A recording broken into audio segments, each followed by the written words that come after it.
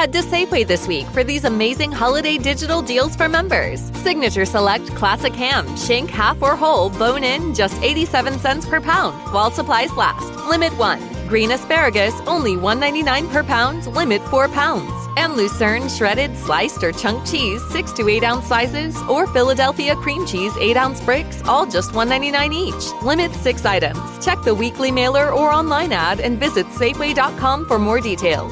See you in the aisles. And we're back on No Pucks Given. You people on the video side are like, what are you doing, Dan? Are you drinking? Like, nope, this is just how we pay the bills on the podcast end. So, trade chatter.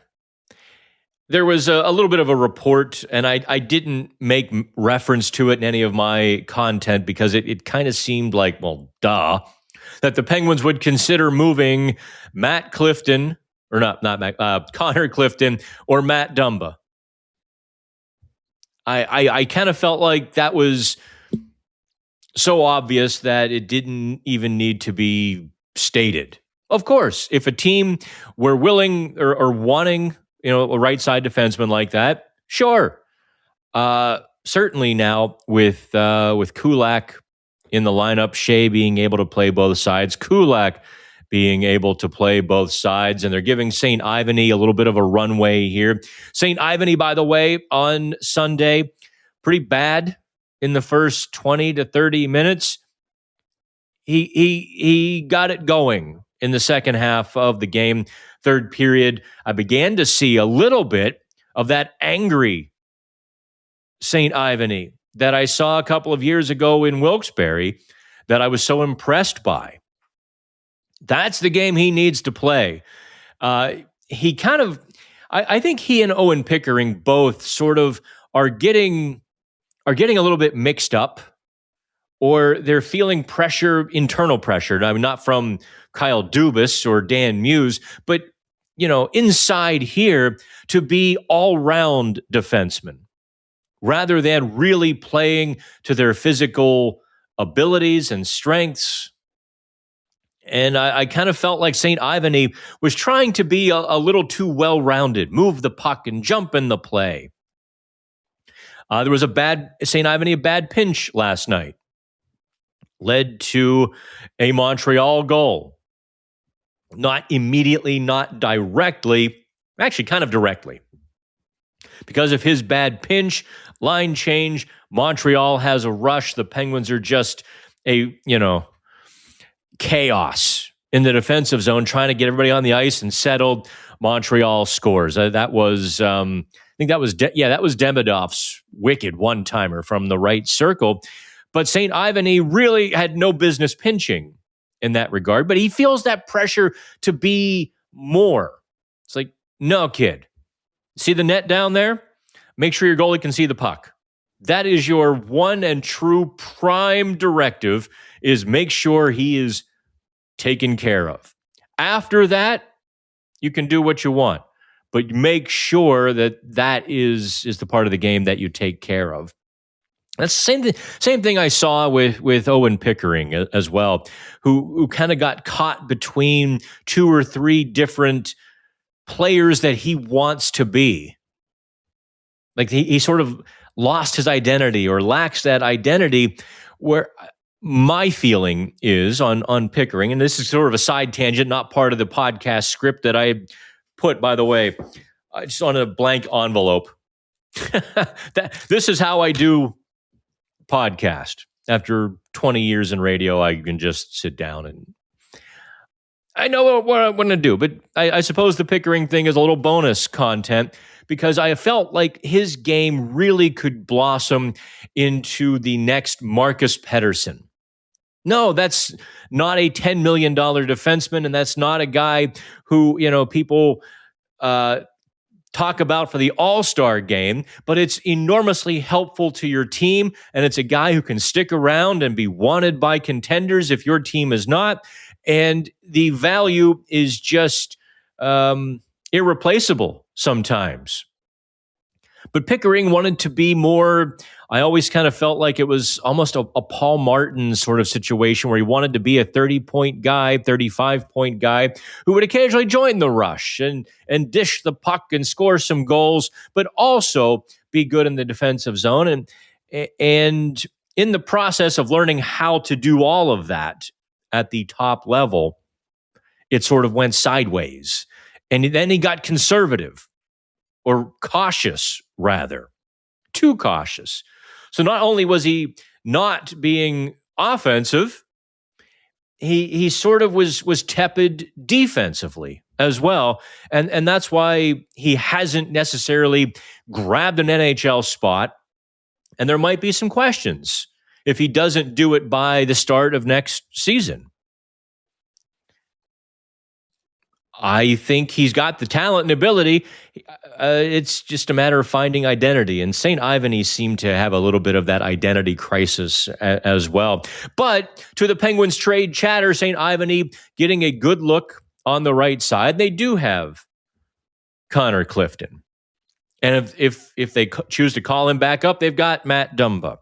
And they will have, presumably speaking, Harrison Brunick for the second half of the season. So yeah, they could deal Clifton if somebody were willing to pay. Now, the trade rumor that I've saved to the end. Dun, dun, dun, dun. I made you listen the entire way. The trade rumor was that Chris Johnson of The Athletic, so not exactly a willy-nilly, one of these new internet mavens who heard from a friend who has a friend who works in the arena who, bought something at the gift shop last week and overheard people talking, and now they've got great sources. That Brian Rust could be had, or that teams are interested in Brian Rust. Now, I'm certainly in no way, shape, or form going to take anything away from Chris Johnson's report because he didn't say the Penguins were shopping Brian Rust. Huge difference, okay? Draw a big line between teams shopping a player and other teams being interested in a player. Yes, there are teams that are interested in Brian Rust. Duh. How he could help several teams is more than obvious.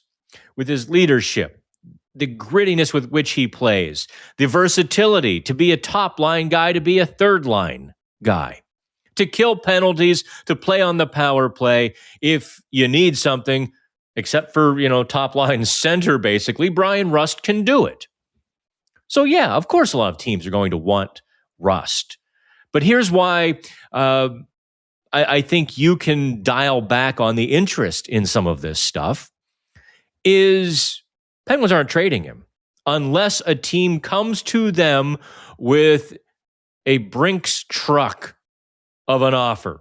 We're talking top prospect, number one pick, good NHL player that is under control for years and not too expensive, right? Because the NHL player involved in the deal would have to be one that fits the rebuild. I suppose if there is an NHL player that would come along with a top prospect and a number one pick, maybe it'd be, if you get the first two, then you can take the third asset, maybe in the Michael Bunting sort of, in the Jake Gensel trade, where a guy who can help you now, so you're not leaving your NHL lineup bereft of talent, but you're building to the future. That is. Dubas said it himself. The price would be sky high for Brian Rust. And he said that not to drive up the price, but because he meant it. Rust is signed for a couple more years. The Penguins have absolutely no motivation, no reason whatsoever to trade Rust. If they want to, they can do it this coming summer or at any point next year or the year after that. So why would they? Answer, they wouldn't. They're in a playoff position, or, they're one day away from a playoff position, the way the Eastern Conference is shaking out. They're never more than a day or two. They're like little orphan Annie. They're always a day away. And that's to Kyle Dubas's benefit. He can set these high prices and not care if other teams won't meet them. That's what I think the takeaway from the trade rumors certainly is. I guess I had a note here to talk about the core, and that being Chris Letang, Evgeny Malkin, Sidney Crosby. And someone else asked me this morning about all three sort of going to different teams next year, or something along those lines. And very simply, the answer is no. I think at this point, Evgeny Malkin is on record, and I certainly believe him, that if it's not the Penguins, he's done playing. I think Chris Letang might find a future difficult. I think physically he clearly is having trouble. Having said that, his last two games against Montreal were actually solid games. He played some of his best games of the season. He reserved them for Montreal, and he delivered. But next year he'll be 39, and he clearly is, on hole 17 or 18 of that golf. Head to Safeway this week for these amazing holiday digital deals for members. Signature Select Classic Ham, Shank half or whole, bone-in, just 87 cents per pound, while supplies last. Limit 1. Green asparagus, only $1.99 per pound, limit 4 pounds. And Lucerne shredded, sliced, or chunk cheese, 6 to 8 ounce sizes, or Philadelphia cream cheese, 8 ounce bricks, all just $1.99 each. Limit 6 items. Check the weekly mailer or online ad and visit Safeway.com for more details. See you in the aisles. Of course. He's not going, he probably isn't going to limp through with another team. And also, the Penguins have no ability to save money by moving him along. He's a 35-plus contract. And so next year, you might see 2 of the 3 core players not with the Penguins, but you're not going to see them on another team either. I think with Sidney Crosby taking Mario Lemieux's record as the franchise's all-time leading scorer, it sort of put the bow on this core. Maybe they get one more shot in the playoffs. I certainly could see that happening, couldn't you? But then maybe Malkin is back next year. We'll find out more in February, by the way. And any report that says a decision has been made, or they're going to, honest to God, I heard you're going to see Evgeny Malkin trade rumors. I've already heard the whispers from people who don't know. Well, I really hope they don't trade Malkin. I think they need to come out and say they won't trade Malkin. Just stop. But the internet mavens, I am telling you, here in mid-December, later December, by January, the internet mavens are going to be talking about an Evgeny Malkin trade. And it's bunk. Once again, with that word that I bleeped Dan Muse from saying earlier, it's bunk with a capital, that. Because that's not happening. Evgeny Malkin isn't being traded. If this is his last year, he's going to finish it in Pittsburgh. And if he's got some gas in the tank, it will be with, say it with me now, kids, Pittsburgh. All right. That wraps up this week's No Pucks Given. Download, set your downloads. Unfortunately, it's just the way the schedule has worked. I haven't had co-host Vince Comunale on. I've had him on, twice in 5 weeks? The schedule is crazy. The Sunday night game. Obviously, I'm recording this. You can see the sunlight. For those of you on the video side, I'm recording this Monday midday. So, Vince actually has a day job. Vince is not a full-time hockey reporter anymore. So I do the podcast. And I'm always happy to take input, suggestions, and a few of you, I'm sure, would like to tell me exactly where to go and how to get there. I appreciate all of you. Have a Merry Christmas and a Happy Hanukkah. I don't take holidays off, so you'll be seeing content on Pittsburgh Hockey Now every single day. I'll see you in Toronto. We'll be working through Christmas and New Year's as well. So look forward to the downloads, and I will talk soon. We'll talk soon. Have fun.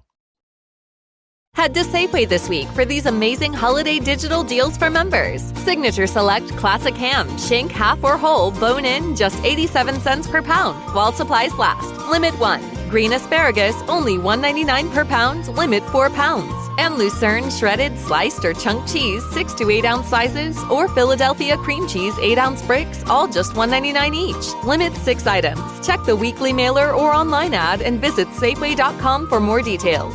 See you in the aisles.